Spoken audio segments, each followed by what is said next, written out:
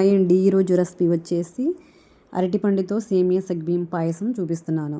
ముందుగా ఒక గిన్నె తీసుకొని దాంట్లో సగ్గుబియ్యం వేసుకొని వాటర్ వేసుకొని 1 అవర్ నానబెట్టుకోండి. తర్వాత జీడిపప్పు, బాదం పప్పు, కిస్మిస్ కట్ చేసుకుని అలా పెట్టుకోండి. స్టవ్ మీద గిన్నె పెట్టుకొని 2 స్పూన్స్ నెయ్యి వేసుకొని కట్ చేసుకున్న బాదం పప్పు, జీడిపప్పు, కిస్మిస్ వేసుకొని ఫ్రై చేసుకోండి. ఈ ఫ్రై అయిన తర్వాత గిన్నెలోకి తీసేసుకోండి.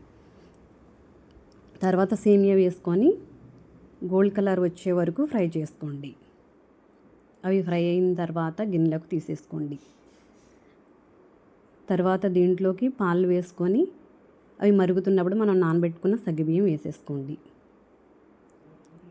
అవి ఉడికిన తర్వాత సేమియా కూడా వేసుకొని బాయిల్ చేసుకోండి.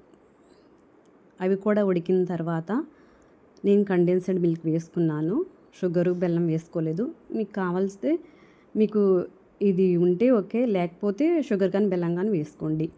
ఇలాచీ పౌడర్ లాస్ట్లో ఫ్రై చేసి పెట్టుకున్న మనం జీడిపప్పు, బాదం పప్పు, కిస్మిస్ వేసుకొని గిన్నెలోకి తీసేసుకోండి. ఇది చల్లారిన తర్వాత మనం తినేటప్పుడు బనానా యాడ్ చేసుకొని తినండి. సూపర్గా వచ్చింది, చాలా బాగుంది. టేస్ట్ కూడా చాలా థిక్గా వచ్చింది పాయసం కూడా. మీరు ట్రై చేయండి డెఫినెట్గా. సబ్స్క్రైబ్ చేసుకోండి. Thank you for watching.